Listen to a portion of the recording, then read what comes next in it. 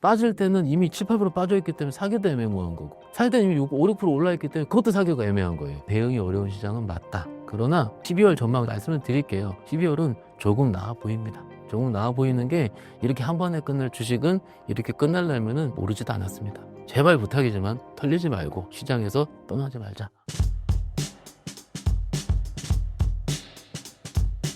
네, 안녕하세요. 저 유한타증권에서 주식 담당하고 있고요. 부천 지점에서 근무하고 있습니다. 최근에 시장이 좀 변동성이 높아졌죠. 그래서 저도 그 같은 내용을 고민하고 있는 중이고, 시장이란 게 그래요. 올라갈 땐 내 거 빼놓고 올라가다가 또 조정받을 땐 다 같이 조정을 받고요. 최근에 시장 문의가 많이 있는 것으로 현장에서 느끼고 있습니다. 오늘 그에 대한 이야기를 좀 나름 심도 있게 풀어가면서 말씀을 드리도록 하겠습니다. 현재 국내외 증시 상황과 12월 증시 어떻게 보시나요? 일단 요거는 조금 시장을 좀 이해하셔야 되는 부분인데 한번 집중해서 들어봐 주세요. 대부분 투자자분들이, 특히 이제 조금 유명하신 우리 채널 나오신 구루 선배님들도 얘기하시는 게, 시장이 한동안 박스권에 갇힐 것 같다 라는 거고, 언제까지 해요? 라고 물어보셨을 때 12월 FOMC까지, 12월 둘째 주거든요 까지라고 얘기를 많이 하세요. 그렇게 얘기를 하시는데, 저는 그 의미를 알고 있지만 대부분 분들은 그 의미를 알고 있지 못하실 가능성이 크고요. 그걸 아셔야지 매매하시는 데 도움이 될 것 같습니다. 차차 말씀을 좀 드리자면, 기본적으로 시장이 이번에 올라올 때 외국인들은 굉장히 많은 선물을 매도를 했습니다. 선물이라 하면 떨어져야 수익이 나겠죠. 일반적으로 우리 시장에서 외국인들은 선물을 일정 부분 샀다가 많이 임계치까지 사면 또 팔아가지고 또 임계치까지 팔아요. 그래서 일정 수준 계약수를 가지고 샀다 팔았다 하는 일종의 박스권 플레이를 굉장히 많이 하고 있었습니다. 그런데 10월 달에 에이펙을 앞두고 나서 어떤 일이 일어났습니까? 엄청나게 많이 올랐죠. 외국인들이 하이닉스를 들이다 사 제끼는, 엄청나게, 그 정도는 사 제꼈다는 표현이 맞을 것 같아요. 많이 사면서 25만 원이었던 하이닉스가 60만 원 이상까지 가는, 거의 대형주가 거의 두세 달 만에 따블이 나는 기염을 토했는데, 그 아시다시피 그게 AI인 건 제가 말할 필요도 없을 것 같고요. 그런데 하이닉스만 올랐던 게 아니고 삼성전자 10만 원이 뚫어버리고, 그러니 지수 관련 탑2가 세게 올라가 버리니까 어땠습니까? 지수가 급등이 나왔죠. 근데 외국인 입장에서는 일종의 만기라는 게 있습니다. 선물, 파생 포지션 같은 경우는 만기가 있는데 일반적으로 3달 정도가 돼요. 3달은 청산을 많이 하죠. 그게 9월달, 10월달 들어섰던 외국인의 포지션이 지금 손해입니다. 그들의 손해를 메꾸려면은 지수가 어느 정도 빠져야 되든지, 혹은 중간에 손절을 치면서 환매수를 하든지, 오늘도 약간 그런 모습 보이긴 보였었는데, 그런 파생 포지션 변화가 있어야 돼요. 조금 어려울 수 있습니다. 그렇지만 편하게 그들이 수익이 나려면 일부 코스피를 눌러야 된다. 물론 많이 올라온 거에 대한 부담감이 있을 수 있고요. 뭐 이따가도 말씀드리긴 하겠지만, 지난주에 있었던 AI 버블론, 그 미국에 있었던 버블론, 이것도 좀 자세하게 말씀을 드려볼게요. 그런데 이런 것들이 있었어요. 그런데 자세히 한번 생각을 해보시죠. 주식이 갈 때는 곱니다. 즉 호재가 있을 때, 호재를 밟고 올라갈 때는 시장이 좋은 거고요. 호재가 있더라도 요만큼 막장보다 떨어지는 거는 약세장이죠. 근데 지금은 혼조세장이 맞습니다. 빠질만 하면 올라오고요. 올라올 만하면 빠지는 일종의 박스를 만들려고 하는 것 같고요. 그렇지 않습니까? 두 번째 같은 경우는, 이게 지금 미국 금리 인하 확률이에요. 이제 미국에서 금리 인하 확률이 사실 2주 전까지만 하더라도, 2, 3주 전까지만 하더라도 70%, 80% 그랬다가 뭐 매크로 지표가 나오지 않았죠. 왜요? 셧다운 때문에요. 나오지 않으니까는 이러저러 이유 때문에, 특히 파월 의장이 방점을 찍었죠. 12월에 금리 인하 안 할 수도 있다. 이런 여러 가지 일들이 나오면서, 사실 그게 먼저 나온 다음에 AI 버블론이 그때부터 나왔어요. 그렇기 때문에 일단 이런 금리 인하 추세, 혹은 12월 금리 인하 확률이 떨어지면서, 금리 인하 확률이 떨어진다, 금리 인하를 안 한다 하면 뭐가 되냐면은 유동성이 줄어들게 됩니다. 그렇죠? 지금까지 우리가 봤었던 막 유튜브 썸네일에 난리도 아니었잖아요. 한 달 전에 뭡니까? Everything Rally. 금도 오르고 주식도 오르고 코인도 오르네. 모든 게 오르는 거는 모든 밸류에이션에 설명이 안 됩니다. 편하게 돈 풀릴 때는 다 필요 없습니다. 그런데 그때는 돈이 풀리기도 했었고, 국내 같은 경우는 소비 쿠폰부터 시작을 해가지고 국제적으로 금리 인하하는 추세였고요. 글로벌리아. 근데 가장 선두국이었던 미국이 그거를 잠깐 안 할 수도 있을 것 같다 하니까는 그때부터 버블론이 나오기 시작하고 국내 성장주들이 안 가기 시작하고 잘 가던 하이닉스가 멈췄어요. 물론 에이펙하고 깐부 아시죠? 깐부치킨, 깐부 회동한 다음에 그 다음 날이 고점이었습니다. 그러니 이렇게 얘기하실 수도 있죠. 모든 걸 다 끌어당겨서 그렇죠. 그렇기 때문에 다 땡겨서 지수가 올랐다. 그럴 수도 있습니다. 그러면 사실 너무 가팔랐죠. 지수가 거의 1000포인트 이상을 쉬지 않고 올라왔으니까요. 그러면 일정 부분 눌리는 거 혹은 조정이 두 가지가 있죠. 가격 조정, 기간 조정.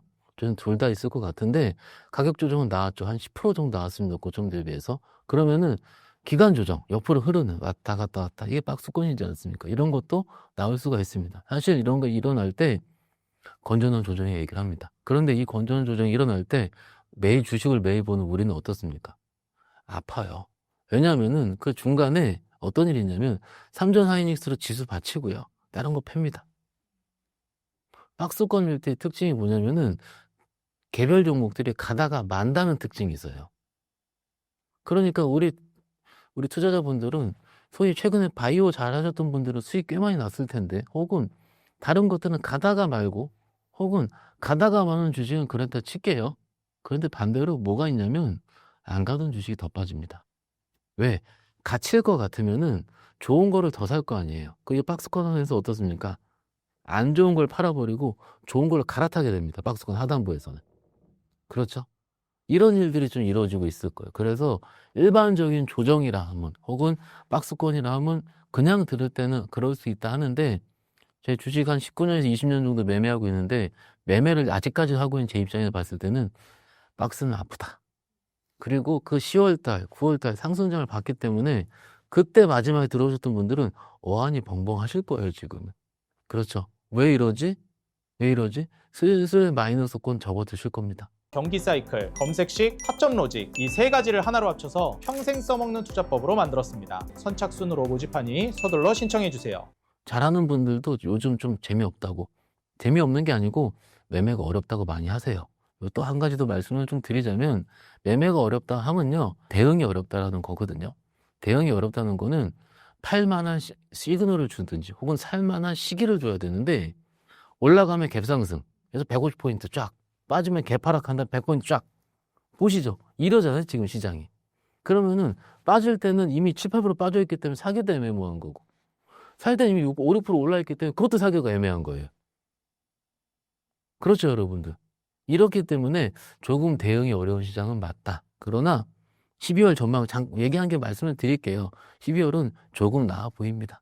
조금 나아 보이는 게 이렇게 한 번에 끝날 주식은 제가 시장 아니라고 8월달, 9월달 올해 내내 말씀 좀 드리긴 했죠.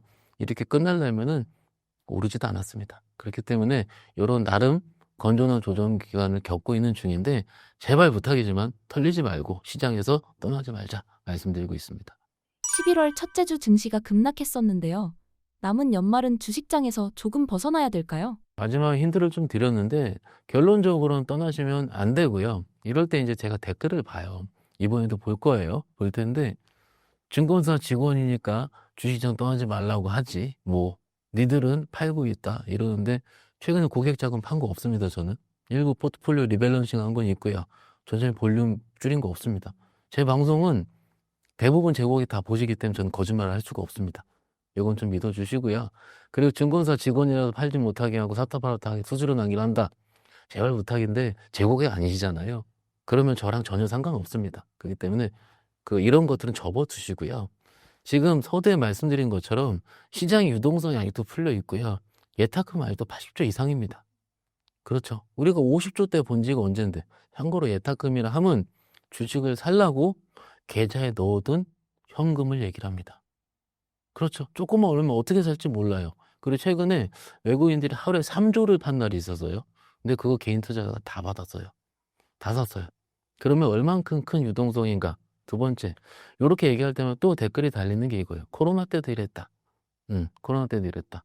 그때 마지막에 개인들이 외국인 매도고 다 받아가가지고 고점 찍게 했다. 오케이, 그땐 그랬어요. 그때랑 지금 다른 점 딱 한마디로 드릴게요. 실적이 다릅니다. 그때는요, 노트북 수요, 휴대폰 수요. 집에서 있으면서 잘 기억을 해보고 잘 집에 있으면서 재택근무를 하면서 수요가 한정적이었어요. 가전제품 바꾸고 TV 바꾸고 휴대폰 바꾸는 거가 코로나 재난지원금을 통해서 하고 말았고요. 지금은 AI 때문에 생기는 버블이에요. 그렇죠? 근데 이 중간 이 버블은 좀 이따 2부에 제가 말씀드리긴 하겠지만 이 버블은요 터질 때까지 터지는 게 아니거든요. 그런데 우리 투자자분들은 터진다. 터지는 코로나 때 그때 그 기억이 있으시니까. 그런데 삼성전자의 지금 영업이익 추정치가 올해랑 내년이랑 다른 거 아시죠? 내년이 더 높습니다. 하이닉스 똑같고요. 그러면 저보다 똑똑한 애널리스트라든지 외국 회사에서 그런 거 레이팅을 하는데 근거 없지 있을까? 그거 아니죠. 그게 아니고 메모리 상승이라든지 기타 수요를 다 계산을 해보고 낸 결과일 겁니다. 그런데 기본적으로 그런 것들이 우리가 얘기하기 전에 빠질 때가 있어요. 언제냐면 수요가 공급을 따라오지 못할 때. 지금 공급이 너무 많을 때죠. 그런데 우리 아시죠? 지금 메모리 3사들 지금 증설을 못해요. 왜냐면 예전에 코로나 그 전에 증설을 사이클 꼭대기에 너무나 많은 주문 물량들 때문에 캐펙 투자를 해가 증설을 했는데 그때부터 사이클을 꺾여서 이게 전형적인 시크릿컬 산업의 특징이거든요. 그런데 삼성 하이닉스가 그럴듯한 증설을 하고 있지 않습니다. 지금까지. 그러니까는 물량이 달린다. 이걸 뭐라 그럽니까? 쇼티지라 얘기를 합니다. 이제 디램은 쇼티지 상황이 일단 제가 오늘 촬영날까지 지속되고 있고 디램 가격도 많이 올랐어요. 이거는 한 달 전 제 영상에서도 우리 신사임당 영상에서 확인하실 수 있을 겁니다. 그렇기 때문에 그때보다 50%더 오른 것 같습니다. 가격 자체가.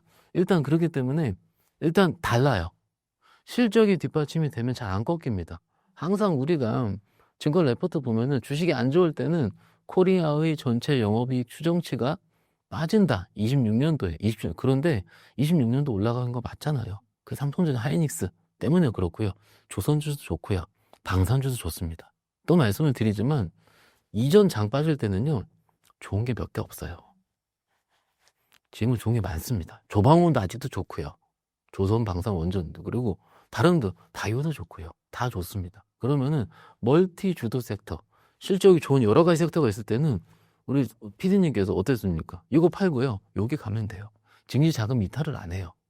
그렇기 때문에 지금은 약간 지수가 12월 FOMC 미국 금리 결정 때까지 약간 좀 누울 수 있어. 좀 쉴 수 있어 하는 것 때문에 거기서 일어나는 수급 변화들이 조금 힘들고 두 번째는 아까 말씀드린 선물 옵션 시황들 파생 시황들 때문에 파생이 어떠냐면 기계로 팔거든요. 그 기계로 팔면 어떻습니까? 감정이 없어요. 그럼 팔 때 끝까지 팔아요.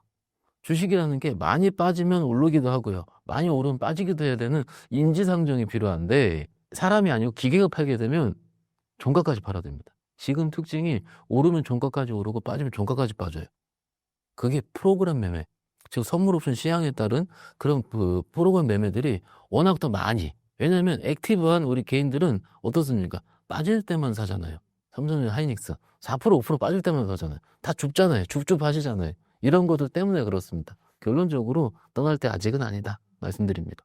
끊임없이 달라지는 속도와 예측 불가한 상황에서 딱 이 주식은 사모아도 괜찮다 혹은 이 방식 좋다 추천하실 만한 게 있으실까요? 일단 뭐 이런 방식으로 어떤 방식 하는 거 중요한데 기본적으로 시장의 주도주를 봐야죠. 주도주를 봤는데 지금까지 물론 주도주는 바뀝니다. 지금까지 봤더니 반도체는 이익 증가가 너무 좋으니 반도체는 일부 가지고 있어야 되는 게 맞을 것 같고요.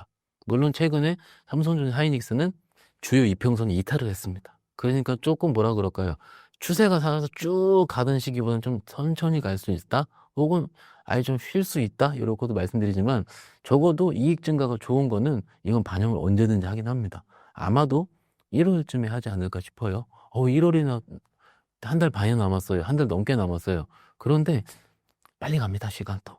그리고 1월 달쯤에 또 실적 발표가 있으니까 또 그런 것들을 좀 확인하시면 어떨까 싶고요. 그리고 최근에 강한 게 바이오입니다. 바이오는요. 솔직히 AI 버블론 혹은 지수의 리밸런싱 이런 거에 별로 상관이 없어요. 왜냐하면 원래 실적이 없는 섹터고요. 그리고 기대감이 원래 많은 섹터고요.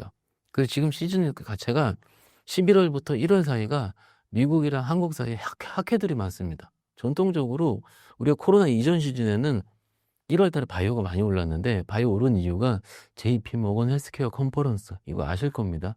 1월 것까지는 1월 아마 초 정도 10일경에 매년 있었던 것 같은데 이때까지는 뭔가 기대감이 있는 시기예요. 그러니 반도체가 혹은 대형주들이 아까 처음에 말씀드린 선물 옵션 포지션 때문에 좀 눌릴 수 있다면 바이오로 해야지. 이런 것들 매기. 그리고 중간에 ABL 바이오라는 회사가 한 2주 전인가요? 잭팟을 터뜨렸죠. 릴리랑 계약을 했고 릴리의 지분 투자도 같이 하게 됐고요. 여러 가지 꽤 큰 성과가 나오고 있어요. 근데 그 성과가 예전 바이오는 다르다. 지금 바이오는 성과 혹은 실체가 있으면서 나오고 있다. 작년 유한양이 기억하시잖아요. 마일스톤 받은 것부터 시작을 해가지고 굉장히 큰 라이센싱 아웃을 펼쳐가면서 글로벌 제약사랑 하는 것 같다라는 거 맞지 않겠습니까? 그러니까 바이오도 일부 축이 될 수 있고 하나의 꼭지는 또 뭐냐면은 새로 일어난 일들을 좀 보셔야 돼요. 최근에 없었다가 새로 일어난 일 뭘까요? 우리 투자자분들 3초만 드릴게요. 1, 2, 3 한일령. 그러니까 우리는 약간 어떤 분은 이런 말씀 많이 하세요. 한국은 미국과 중국이랑 싸울 때 반사효과를 많이 누린다. 당연하겠죠. 그렇죠. 조선이라든지 기타 반도체까지 섹터들이 그런 거 있는데 기본적으로 한일령 같은 경우는 여태까지 없었던 상황이고 물론 그들의 논리와 문화를 제가 이해하지 못합니다. 이러다가 또 내일 같이 화해할 수도 있습니다. 국익이 안 좋기 때문에 뭐 일본이 산발적 뒤로 물러설 대만 문제 때문에 뒤로 물러설 수도 있고 그런데 이건 또 자존심 문제라서 바로 안 그럴 것 같은데 이렇게 되면은 중국의 일본어 관광객이 단체 관광객이 좀 계속 취소가 되고 있다는 속보들이 나오고 있어요. 그래서 중국인들이 가장 선호하는 관광지 1순위가 첫 번째가 일본이고 두 번째가 한국이었거든요. 며칠 전에 바뀌었다 그러더라고요. 한국으로. 그러면 다시 한국으로 와서 중국인들이 무엇을 소비를 할까? 뭐 여행을 오게 되고 여행주. 그렇죠? 면세점. 그렇죠? 혹은 호텔. 숙박을 할 테니까요. 이거 근데 주식하시는 분들은 제 또 뻔한 얘기 하실 겁니다. 근데 우리 채널 특성 자체가 혹시나 아이디어 때문에 말씀드리는 거기 때문에 이런 것들도 있어요. 그러나 이런 것들은 사실 산물 실적이 그렇게 좋지는 않았습니다. 이익이 얼마큼 좋아질지 몰라요. 그래서 단타라는 것보다는 추세가 깨지면은 조금 요거는 아닐 수도 있다. 혹은 아까 말씀드린 그런 양국과의 관계가 좋아질 수 있는 거 아닙니까? 그건 모릅니다. 이럴 땐 바로바로 손절할 수 있는 이런 것들. 근데 가파르 겁니다. 왜냐면 항상 제가 주식이 좋아하는 거는 뭐죠? 없었던 이익이 나오는 거. 안 올 것 같았던 중국인들이 오는 거잖아요. 지금 중국인들 이미 무비자 입고 하고 있잖아요. 그렇죠? 그러면 안 오른 것들이 찾아보니까 피부 미용 의료기기 이런 것들 다 안 오른 것도 있고 아이디어들이 계속 점증이 되는 거죠. 혹은 여기서 일본은 계속 안 좋아서 뭐 어떻습니까? 엔터 이런 것들 중국에서 공연 한번 이런 것들에 대한 기대감이 충분히 형성될 수 있는 시기니까 이런 거에 대한 상상의 나래를 펼쳐보자 말씀드리고 있습니다.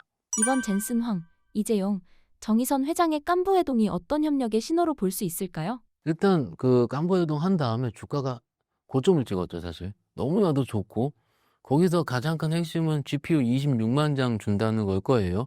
일본은 삼성전자에 도입을 할 거고 SK그룹이라는 현대차그룹 그리고 네이버 클라우드 및 그리고 정부에 준다고 얘기를 준다는 게 아니고 일단은 우리가 구매를 하겠죠. 아마 이 구매하는 금액이 공짜가 아니고 15조 원 정도가 된다고 합니다. 물론 어떤 GPU 종류에 따라 다를 수는 있습니다. 대규모 GPU 같은 경우는 아시다시피 약간 상상의 나래인데 데이터 센터가 필요할 거고요. 그리고 냉각 장치가 필요할 거고요. 전력기기가 필요할 거고요. 네트워크가 필요할 겁니다.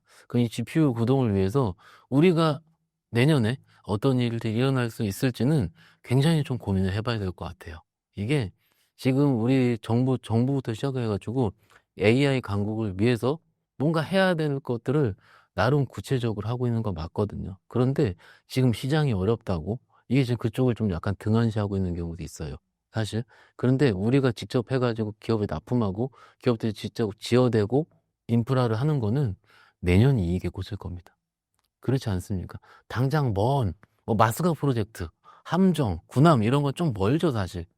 그런데 이런 것들은 당장 내년부터 땅이 있으면 데이터 센터를 지을 거고요. 거기서 바로 인프라가 들어가면서 여러 가지 썸띵을 계속 할 거기 때문에 GPU 26만 장, 와, 많다, 적다, 그냥 좋다, 안 좋다, 이게 중요한 게 아니고 거기서 펼쳐질 수 있는 미래를 설계하는 게 일단 가장 맞다라는 게 첫 번째 꼭지고요. 삼성전자 입장에서는 반도체 공장 고도화하겠죠. AI를 통해서 예를 들어 엔비디아의 3D 시뮬레이션 이런 거지 않겠습니까? 그리고 SK그룹 같은 경우는 반도체, 통신, 에너지 그룹사에 다 하고 있는 걸 전반적으로 활용을 할 거고 현대차그룹 같은 경우는 아시다시피 아마도 개인적으로 바로 빡 떠오른 거는 자율주행이에요. 상대적으로 테슬라 우리 현대차 그룹은 자동차는 진짜 잘 만들고 너무 꼼꼼하게 잘 만듭니다. 그거 못 만든다 하시는 분 있나요? 없어요. 그런데 사실 좀 아쉬운 게 테슬라의 자율주행 기능이었는지 이런 것들이 좀 아쉽죠. 레벨 3 단계에 머물러 있는 물론 지금 고도화되고 있긴 있습니다. 현대차 화이팅이고요. 그런데 이런 것들이 조금 우리가 조금 그런 것들을 보충해야 될 필요가 있는 거죠. 그런데 GPU를 통해서 자율주행 혹은 모빌리티 서비스를 강화할 수 있다? 이런 거는 굉장히 좋을 겁니다. 아마도. 그리고 두 번, 네이버 클라우드 경우는 아마도 LLM이라고 그러죠. 초대형 언어 모델. 이런 것들을 다각화할 수가 있겠고, 공공용, 산업용, AI 인프라 구축.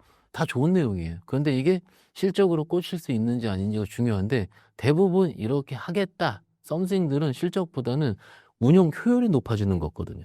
그건 제품이 팔리는 거랑은 약간 다른 부분이에요. 그래서 시간적인 부분은 일부 뜰 수 있다. 오히려 직접적으로 낸 수혜가 되는 건 데이터 센터라든지 이런 부분이 직접도 될 수 있다. 약간 다르게 좀 생각하실 필요가 있다라고 일단 간단하게 먼저 말씀을 드립니다.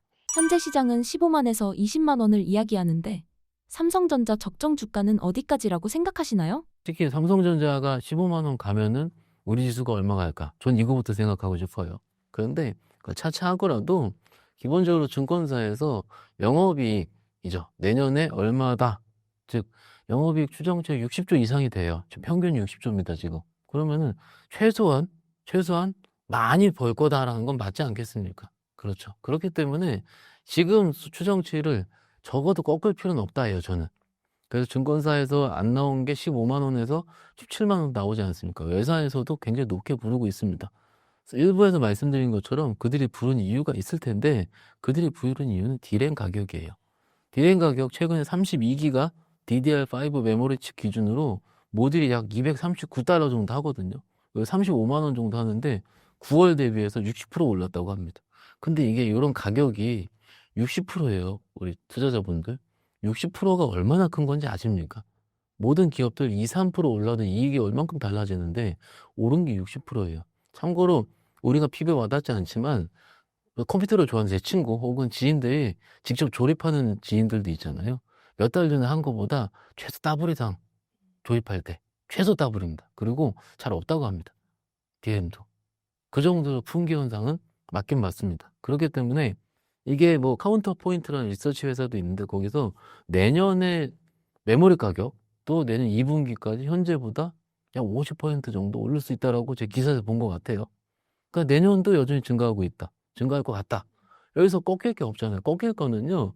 크게 전쟁이 나거나 혹은 미국 같은 나라가 크게 경기 침체에 들어가거나 혹은 중국도 소비 부양을 하지 않거나 이런 뭔가의 각국 그 G2 국가들의 크게 부러지는 경제의 모습이 나오면 빠질 수 있어요. 수요가 줄어드니까. 그런데 지금 정도 수준 유지가 될 수 있다라는 하면은 지금 공급 부족에 따른 쇼티지는 아마도 계속될 것 같다. 그래서 적정 주가가 15만 원이다. 이거 솔직히 잘 모르겠습니다. 왜냐하면 삼성전자 시장이랑 같거든요. 그래서 시장도 같이 쳐다봐야 되고 더 자세한 건 일부를 좀 봐보세요. 그렇기 때문에 일단은 지금 추세. 왜냐면 증익 기준은 유지되는 중이기 때문에 지금 추세는 즉 다시 8만 원을 깰 거고 이런 확률은 적어 보인다 말씀드립니다. 앞으로 삼성전자 주가를 견인할 수 있는 주요 호재들은 어떤 게 있으며 4분기 실적도 기대해봐도 될까요? 이게 가장 기본적인 게 뭐냐면 AI 버블론이 어떻게 진화되느냐일 거예요, 사실. 지금 D램, 메모리 가격은 좋은데 AI가 어쨌든 AI 때문에 메모리 가격이 올라가고 있는 거잖아요. 즉, 큰 우산을 덮고 여기 위에서 뭔가 좋은 느낌이 나와야 되는데 뉴스 보시면은 와, 지금 큰 기업들이 돈이 없어서 채권을 발행한다. 이런 부분. 그리고 CDS 프리미엄이 어쩌고 저쩌고다. 참고로 CDS 프리미엄은 부도 확률을 얘기를 합니다. 부도 확률이 원래 없었어요. 요만큼이었는데 적었다가 요만큼 올라가니까는 이게 증가폭이 높아 보이는 거죠.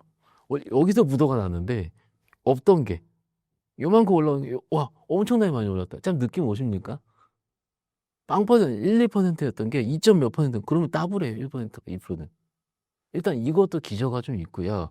그리고 사실 AI를 실패할 확률도 있다고 봅니다. 일각에서는. 어떻게 실패할 수가 있냐면 몇 년 전에 메타버스 기억하십니까? 그렇죠. 메타버스는요. 소위 저희 딸이 얘기를 해요. 메타버스가 뭐니 그럼 또 다른 나라 그랬어요. 어렸을 때. 그 정도로 진짜 각광을 받다가 심지어 페이스북이 메타로 이름을 바꿨잖아요. 얼만큼 진지하게 성심성의껏 한 거지 않겠습니까? 근데 그들 정책 틀린 거죠. 맞지 않습니까? 메타로 이름 바꿀 정도로 메타버스 세상이 구현될 것 같았는데 지금 누가 합니까? AI 하지. 챗 GPT 하고 있고 제미나이 하고 있지 않습니까? 그렇기 때문에 틀린 겁니다. 그런데 제가 외신을 좀 보다 보니 이런 얘기가 있더라고요. 빅테크 다 들어가서 실패한 경우 못 봤다. 지금은 아마존, 애플, 페이스북, AMD, 오라클 다 하고 있지 않습니까?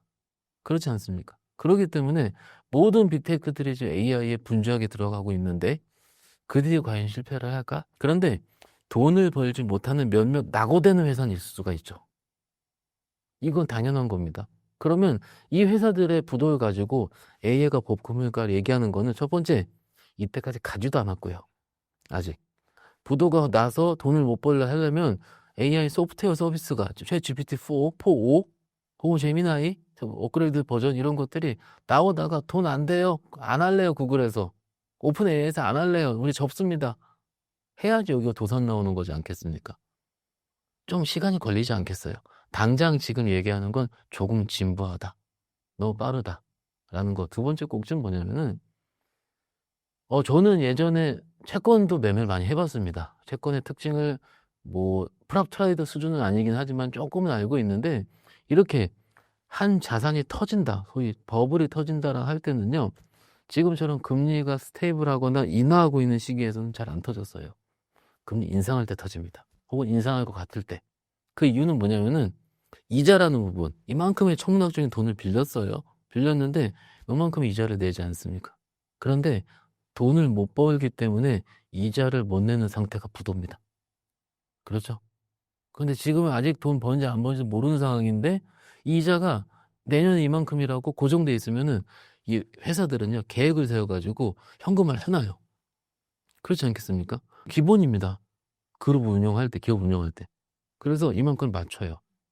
근데 천문학이 갑자기 올라갈 때, 올라갈 것 같을 때, 그러면 이게 변동금리로 했다고 하더라고요. 변동은 미리 튑니다. 그럴 이것이 내가 감내할 수 없는 수준까지 그걸 터진다고 얘기를 합니다. 버블이 터진다. 근데 아직까지 금리 인하 추세는 맞긴 맞잖아요. 트럼프 대통령이 그렇게 으르렁거리는데요, 지금. 이렇기 때문에 일단은 아직까지 금리 인상이란 부분, 그때는 좀 고민을 해봐야 될 것 같습니다. 그런데 당장 유동성과 글로벌 컨디션을 볼 때 여기서 금리 인하 안 하면 잠깐 매크로 말씀드리자면 미국 물가가 잘 안 잡히죠. 일단 요것부터 혹은 고용이 잘 안 잡혀요. 고용도 안 좋아요, 지금. 최근에 나온 고용 보고서가 물론 9월달 겁니다. 10월달, 11월달 발표 안 됩니다. 왜요? 셧다운 때문에요.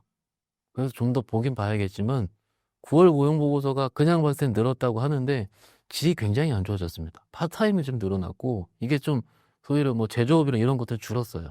질이 안 좋아진 거죠. 그렇죠. 근데 질이 한번 안 좋아지기 시작하면은 계속 안 좋아집니다. 뭔가 경제를 돌리지 않는 이상에는. 물론 좀 지켜봐야 됩니다. 물론 저보다 수만 배 똑똑한 연준 위원님들께서 잘 해줄 겁니다. 얘기 잘할 거 하는데 최근에 시장을 좀 돌이켜보면은 그 리사 쿡이라는 연준 위원이 조금 애매하게 얘기를 좀 했죠. 물론 고평가 자산이 좀 위험할 수 있다라든 빠질 수 있다 이런 얘기를 했는데 다시 윌리엄스 위원이 다시 얘기를 했죠. 이런 과정이 계속 왔다 갔다 할 겁니다. 아마 12월 초에 금리 결정이죠. 인하가 아니고 아직 결정 안 났으니까요. 금리 결정 나는 순간까지는 조금 설왕설래 헷갈릴 확률도 있습니다. 그러니 AI 버블론이 진화되기 위해서는 금리가 결정이 좀 돼야 되고 아마 요거부터 시작을 했어요. 코인들이 좀 많이 빠졌죠. 금리가 인하 확률이 떨어지면서부터 코인이 부서지기 시작을 했어요. 그렇죠. 코인은 상대적으로 굉장히 빠른 자산이지 않습니까? 그러니까 변동성도 클 건데 어쨌든 이런 부분을 잘 봐야 된다라고 말씀을 드리고 있습니다. 삼성전자 주가 상승세가 언제까지 이어질 것으로 예상하시나요? 일단 아까 12월 초까지는 박스권일 수 있다라고 말씀을 좀 드렸는데 사실 이것도 요거 한번 생각을 해보시죠. 우리 투자자분들. TV에 나오는 방송에 나오는 모든 사람들이 이렇게 얘기하면 또 바뀌어요. 막 웃으실 겁니다. 저는 항상 솔직한 말씀을 드리기 때문에 바뀔 수 있습니다.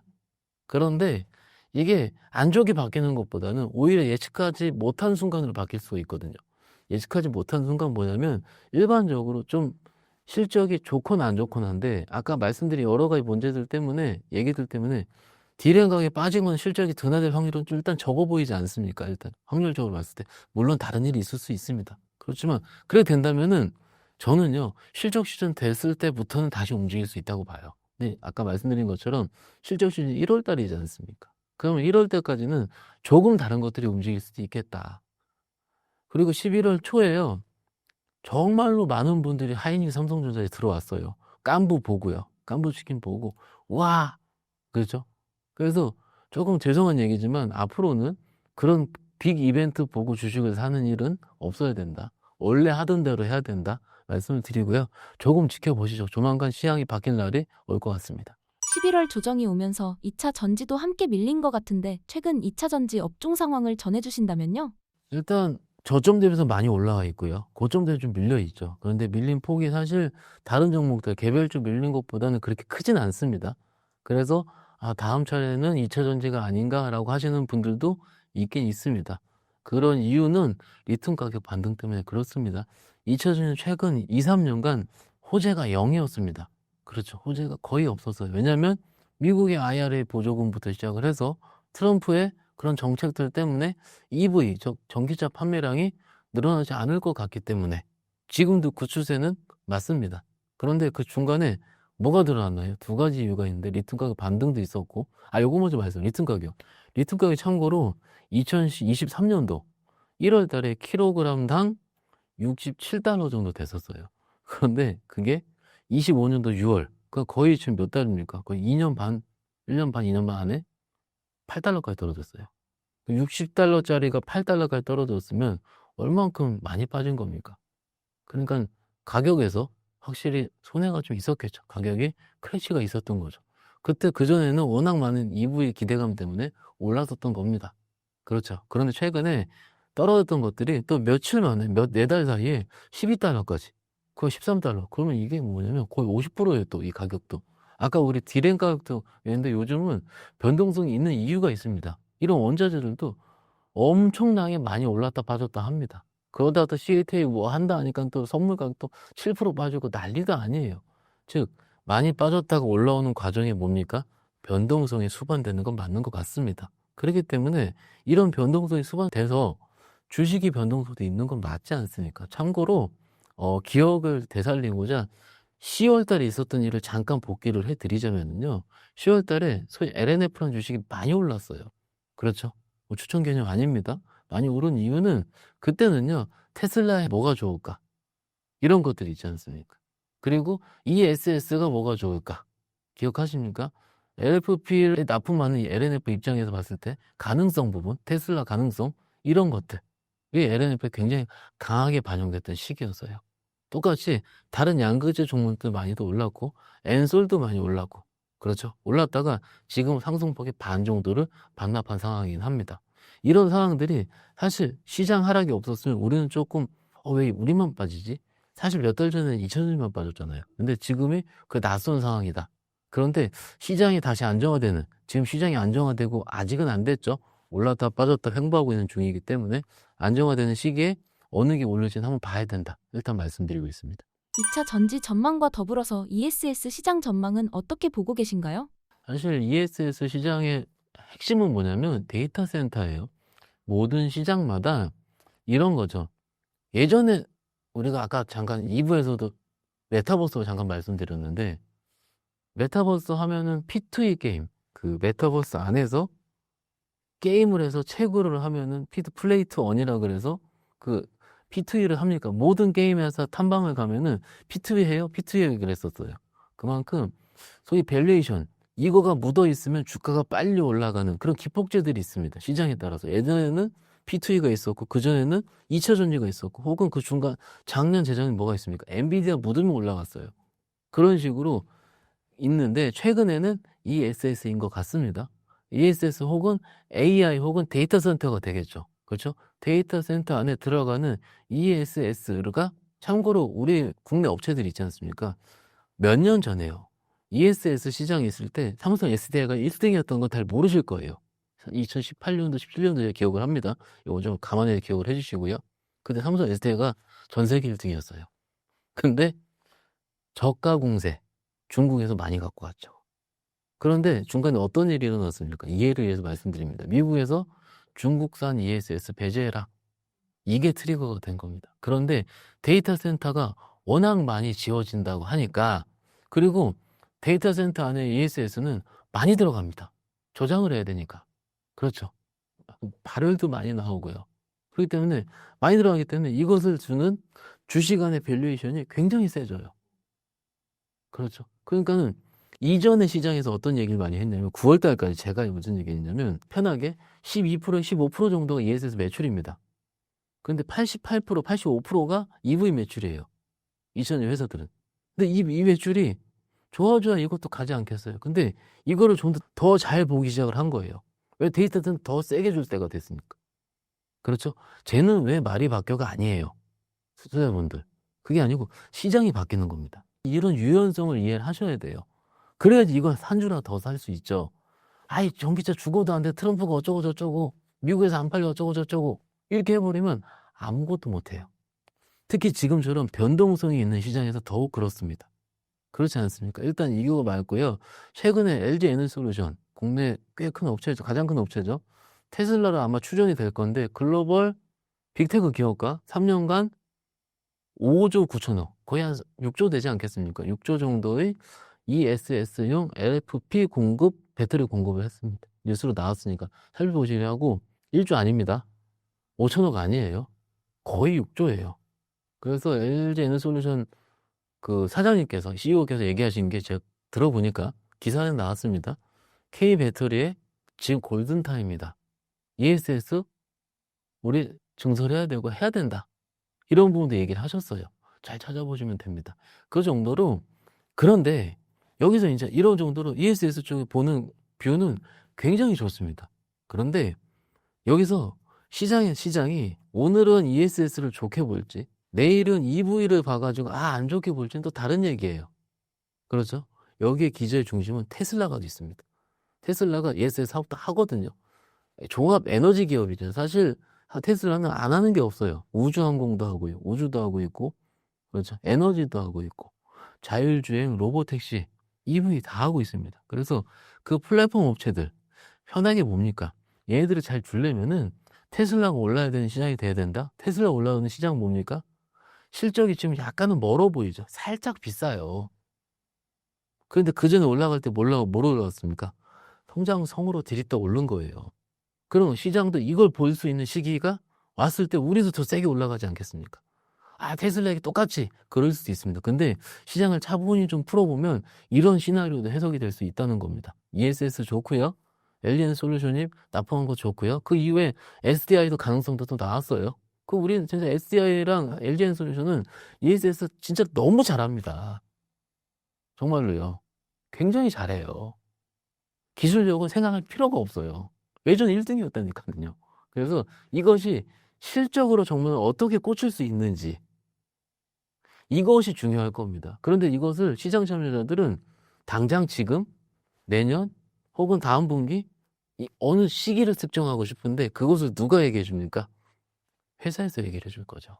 ESS 매출이 늘어났어요. 제가 최근 3분기 것도 콩코를 들어봤더니 늘어났는데 드라마틱하게 이게 지금 MOM, YY 기준 늘어난 건 맞아요. 근데 전체 파이가 작아요. 근데 어느 순간부터 늘어나면서 EV 포션을 얘네 깎아먹는 거를 해도 괜찮을 순간이 올 겁니다. 그게 손익분기점이라는 겁니다. 그렇죠. 저희 BEP라는 얘기를 하죠. 이런 부분을 넘어서서 시장에서 오케이, 성장성 좋다 할 수 있는 순간이 올 수 있어요. 근데 당장은 지금 아직 안 보여요. 아직. 그렇죠? 이런 부분을 조금 느긋하게 생각하실 필요가 있다고 말씀드리고 있습니다. 현재 전기차 시장의 상황과 앞으로의 시장 상황은 어떻게 보고 계신가요? 전기차라든지 얘가 휴머노이드가 같이 말씀을 드려볼게요. 전기차는 사실 그냥 그렇죠. 그냥 그렇습니다. 미국에서 이런 것도 IRA 보조금부터 시작해가지고 여전히 좀 가능성이 좀 적어 보이고, 그리고 미국의 매크로 단이 그렇게 썩 적당하긴 하지만 이거죠. 소비는 좋아질 수 있는데 자동차까지 살 수 있을 만큼의 소비가 더 좋아질까? 고용량 소비죠. 그렇죠? 고소득이 있으시면 사야 되는 소비인데 지금은 이제 얼마 전에 뉴스 보시면 트럼프가 식료품 관세 내렸어요. 인플레이션 때문에. 그러면 저소득층도 많아진다는 얘기죠. 트럼프가 괜히 했겠습니까? 그렇죠. 그러면 아직까지 본격적으로 자동차를 사야 될 시기는 아직은 좀 걸릴 수 있을 것 같아요. 이전 시장 어떻습니까? 트럼프 당선되기 전에 어땠습니까? 보조금 없어지기 때문에 미리 선수로 땡겨 샀잖아요. 그럼 이미 땡겨진 수요 있고 지금은 자연적인 수요가 나타나야 되는데 그러기에는 예전처럼 뭐 코로나 시기처럼 뭔가 재난지원을 푸는 것도 아니고 유동성이 좋긴 좋지만 뭔가 와 소비가 너무 좋아져 이런 부분 골디락스는 아직은 아니잖아요. 그렇죠. 그렇기 때문에 EV 쪽은 적당한 수준일 것 같고 유럽이 더 좋아져야 되는 유럽 같은 경우도 물론 CO2 그러니까 이런 그 규제가 있어야 되는데 규제도 있긴 있지만은 그러면 또 중국 업체들이 들어와요.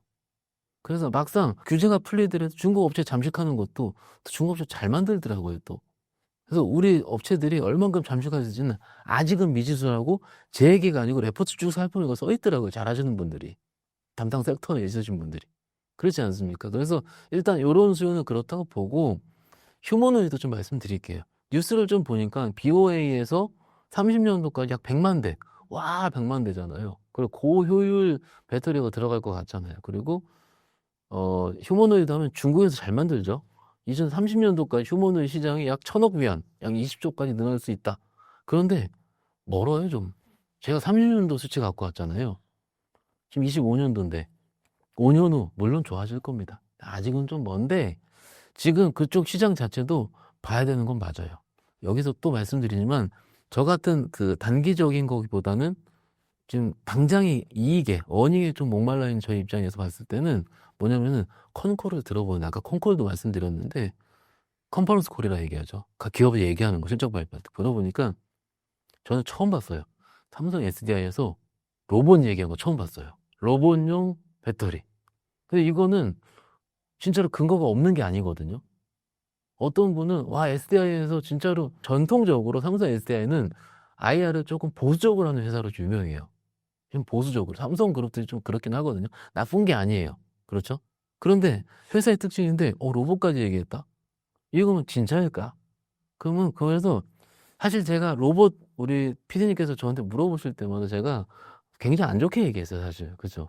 어닝이 안 보이 실적이 안 보이니까 기본이긴 한데 조금 시각을 바꿀 수도 있을 것 같아요. 조금. 근데 많이는 아니고. 그런데 2차전 입장에서 그 로봇의 밸류를 땡겨오는 거는 조금 그렇고 사실 로봇을 어떻게 매매할까 했을 때 그 안에서 차라리 하는 게 저는 좀 주식 입장에 좀 맞을 것 같다라고 감히 말씀을 드리고 있습니다. 올해 하반기부터 내년 상반기까지 2차 전지 기대할 만한 이벤트와 주가 상승 시점은 언제로 보시나요? 아까 말씀드린 국내 배터리 셀 3사들의 미국 빅테크향 ESS 수주 여부가 추가적으로 계속 나오는지 왜냐면 중국 업체들은 안 쓰니까는요. 그리고 지금 데이터 센터 증설 규모는 천문학적입니다. 외신을 보더라도 어느 정도 수준이냐면 저희가 뭐 2028년도까지 쇼티지 이러잖아요. 29년 쇼티지. 제가 봤을 때 2035년도 쇼티지 이러있어요. 10년 쇼티지예요 거의. 데이터 센터는. 그만큼 계속 지어야 돼요. 그리고 특히 지금 현재 지금 11월 말을 지나고 있는 상황이잖아요. 이때 어떤 일이 있습니까? 추워져요. 추워지는데 전력 쓸 겁니다. 그럼 전력 설비 부족하다는 얘기 또 나올 거예요. 그렇죠. 그렇게 된다면은 이런 것들도 좀 보셔야 돼요. 그렇죠.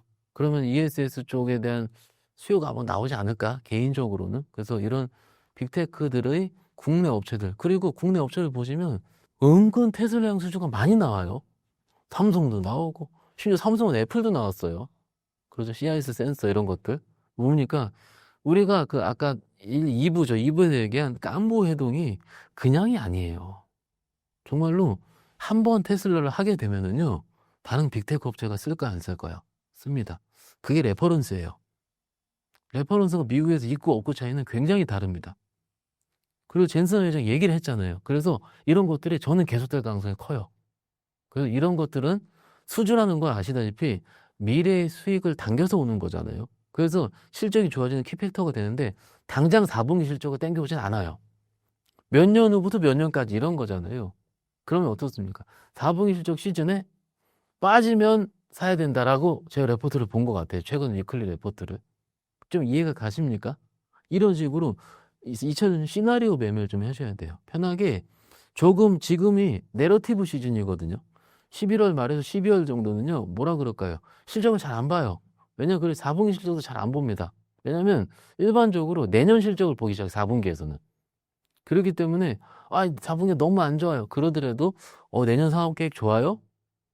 라고 물어보면 저희가 그렇죠. 그렇기 때문에 4분기 좋지 않은 거, 적당한 건 우리가 알고 있거든요. 2000년이. 그래서 그렇게 크게 조정이 나오지도 않을 것 같습니다. 그런 의미로 봤을 때 조금 떨어질 때만 조금씩 나눠서 한다는 너무 그 정석적인 말인가요? 그런데 사실 2차전지만 가기에는 시장이 주도주들이 너무 많습니다. 해볼 만한 것들이 제가 데이터에서 계속 얘기했잖아요. 그 전력기기는요. 그렇잖아요. 2차전지보다 실적이 전력기기가 훨씬 좋습니다. 아까 2000 얘기하던 말이 좀 세긴 했지만은 그렇죠. 제가 이런 방송에 나와서 특히 우리 심사위원 채널 말씀드린 목적은 흐름을 읽지 않는 거예요. 지금이 이런 일이 일어나고 있고 이런 것들이 각광받고 있는데 얘는 또 온라인이죠. 그렇죠. 근데 최근에 또 장빠져 같이 빠졌어요. 그럼 장이 안정화되면은 데이터에서 얘기 나올 텐데 장이 왜 안정화되겠어요? AI 버블론 얘기 안 할 것 같은데 그렇잖아요. 그럼 IT 가는 거예요. 또 반도체. 그렇죠. 시장이 안정화되면 2000년 갈 것 같습니다. 얘기는 하고 있지만 먼저 튀는 건 실적적으로 반도체 데이터 센터라고요. 이런 식으로 순서적인 측면을 좀 보면서 우리가 매매에 임하자. 네. 조선주 3분기 실적이 전반적으로 좋았다는 평가가 많은데 실적에 대한 평가와 현재 주가 수준을 어떻게 보시나요? 정확히 한 달 전쯤에 제가 와서 말씀을 드릴 때 조선주 실적 발표를 하고 있는데 무지 잘 나왔고 앞으로 나올 것도 잘 나올 것 같다. 이미 에이펙 전에 많이 올랐기 때문에 사실 조금 부담은 있다라고 말씀을 드리고 갔고 사실려면 지금은 좀 그런데 빠지면 사시는 게 어떨까라고 말씀드렸는데 딱 한 달은 지금 많이 빠져 있죠. 그죠? 이게 제가 맞췄다. 저 해태를 굉장히 싫어하는데 그런 얘기를 하는 게 아니고 좀 시장의 특징을 알자는 겁니다. 그때는요. 실적 발표가 한참 점증되던 시즌이에요. 코리아 증시는요. 항상 말씀을 드리지만 시즌 매매를 해야 됩니다. 실적 시즌은 실적이 좋은 것들을 미리 사가 갖고 있어야 되고요. 지금처럼 실적 발표가 지지난주가 다 끝났죠. 끝난 입장에서는 오히려 재료에 집중하는 아까 말씀드린 한일령이라든지 이런 걸 매매해야 되는 게 맞아요. 근데 지금 시즌은 첫 번째로 아시다시피 실적 시즌이 끝나 있기 때문에 조선주를 잘 안 쳐다봐요. 그리고 중간에 장이 빠져 있으니까는 또 그거 같이 버틸 수가 없는 거죠.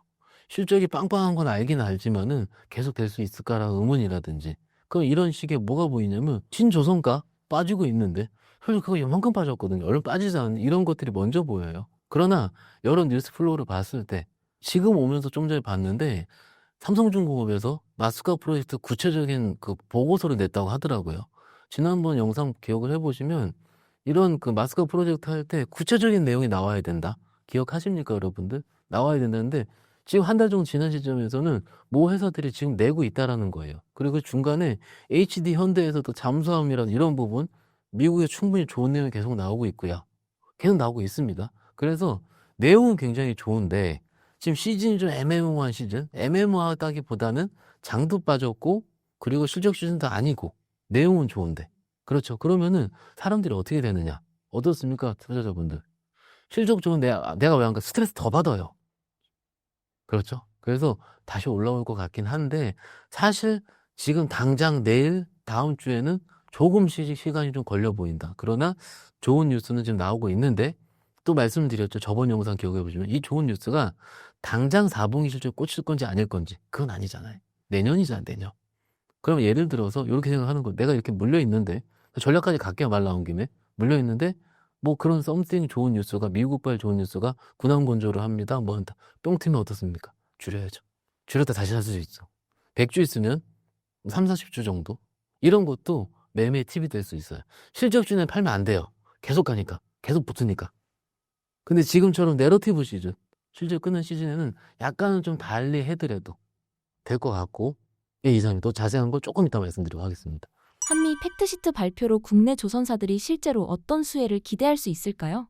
수혜를 기대할 수 있죠. 기대할 수 있는 게 전 이렇게 봤어요. 상선뿐만 아니고 해군 함정, 군함이죠. 함정 건조도 한국에서 진행할 수 있도록 개선 방안을 모색하겠다.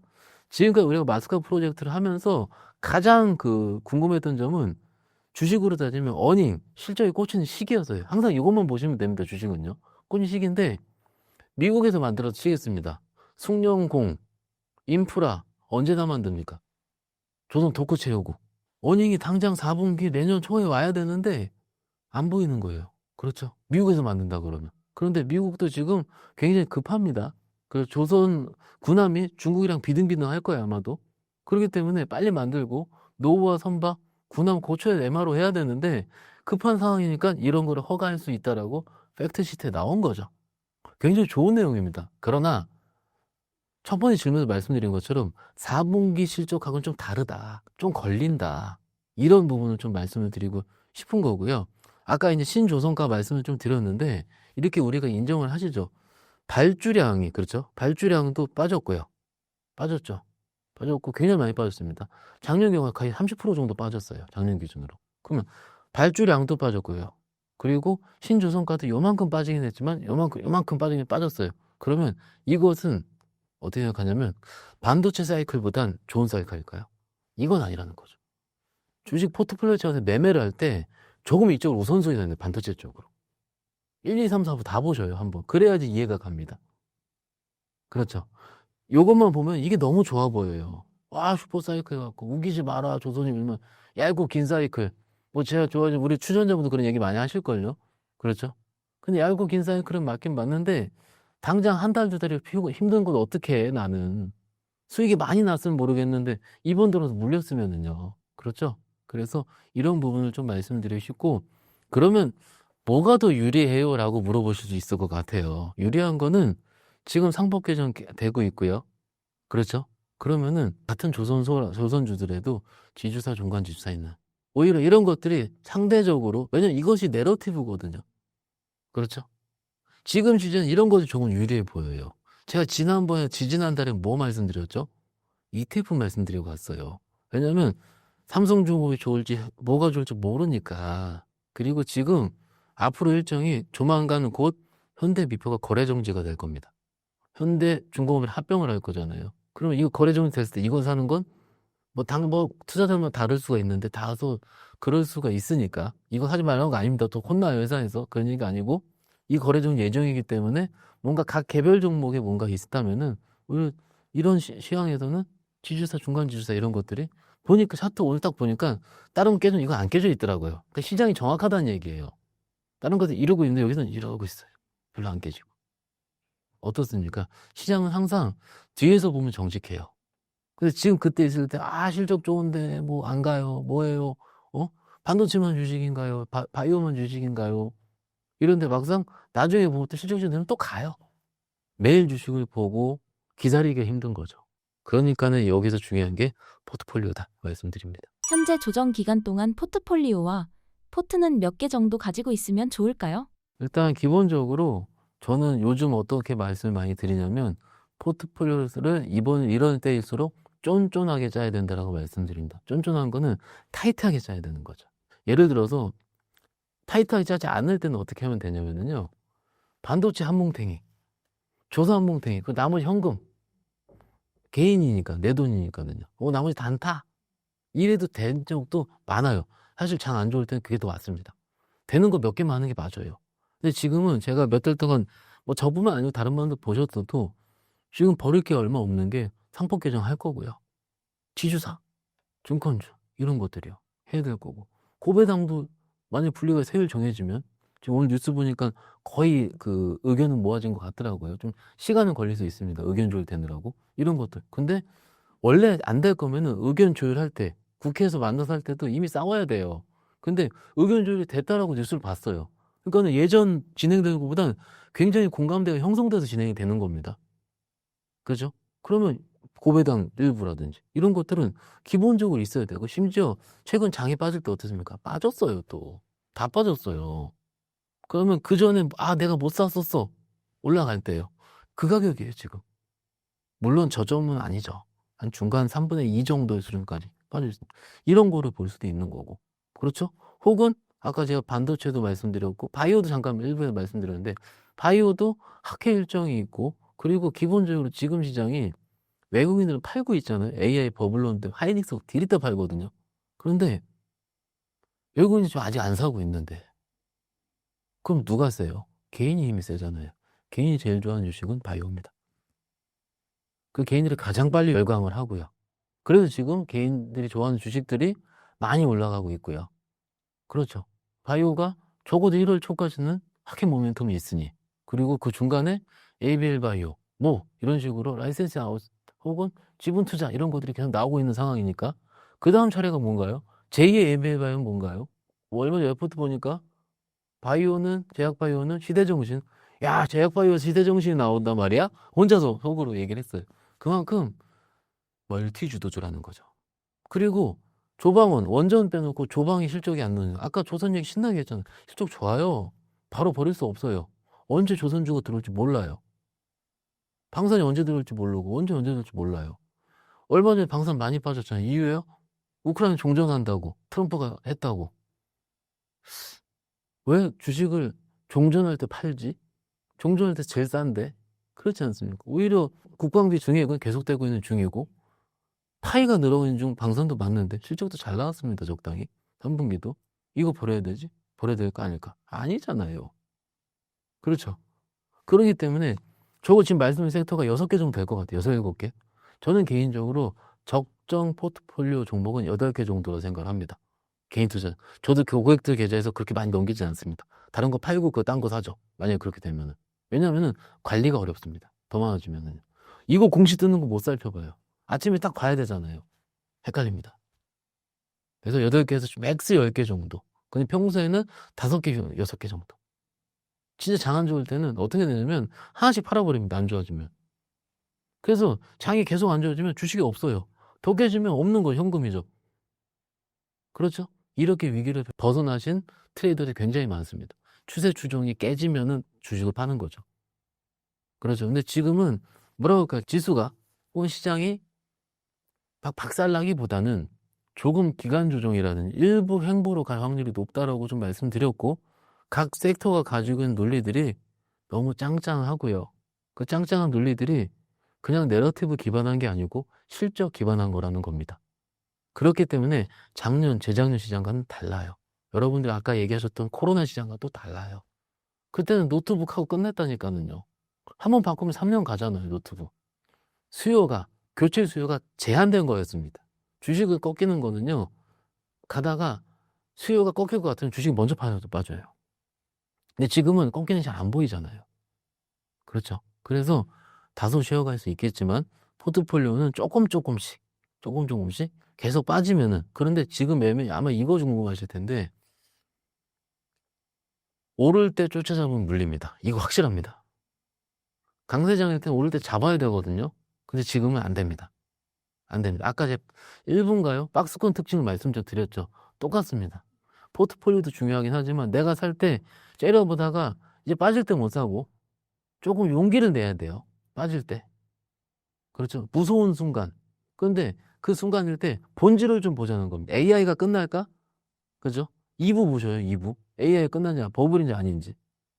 이런 식으로. 물론 제가 세계 석학들이 논쟁하고 있는 제가 어떻게 맞추겠습니까? 저는 주식 입장에서 좀 말씀을 좀 드리는 겁니다. 이익이 어떻게 되는지 이런 과거 경험을 통해서. 그런데 일부라도 동의를 하신다면 그 본질이 깨지는 건 아닌 것 같으면 그렇죠 여러분들 같으면 조금 그렇지 않을까 좀 포트폴리오를 좀 쫀쫀하게 짜도 되지 않을까 한 6, 7개, 7, 8개 정도 말씀드리는 중이고 마지막으로 제가 주식을 절대 잘 안 파는 경우가 있습니다.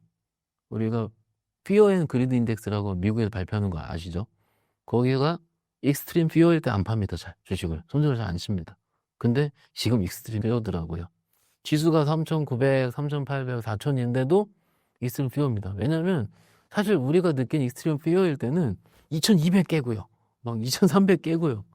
워낙 그 박스피로 놀았기 때문에 그 깨지는 순간 워낙 힘들고 반대매가 나가고 막 그랬거든요. 근데 미국은 그런 순간이 많았어요, 사실. 근데 그 순간 미국이 흐를 때 우리도 같이 세게 흘렀기 때문에 그 순간 지금 신용 털려요, 안 털려요? 오늘도 물어보시더라고요. 모 고객이. 신용 많이 털리나요? 저희 지점에 있으니까. 근데 그런 경우는 별로 없다. 그래서 시장이 더 진화했고 조금 뭐 긍정적이지 않은, 소위 그냥 걱정은 너무 크게 하지 말자. 투매에 동참하지 말자 말씀드립니다. 신사임당 구독자분들께 한마디 부탁드립니다. 마지막에 거의 말씀드렸는데 패배적인 생각이 주식 투자에서 가장 쥐약이고요.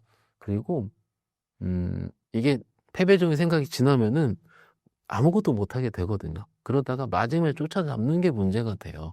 그러니까는 조금 더 냉정하게 볼 수 있지만은 지금 시장은 뭔가 우리가 도망가야 되거나 그런 시장보다는 조금 더 지금 쉬고 있을 때 공부를 하면서 해야 될 시장이 맞다 말씀드립니다.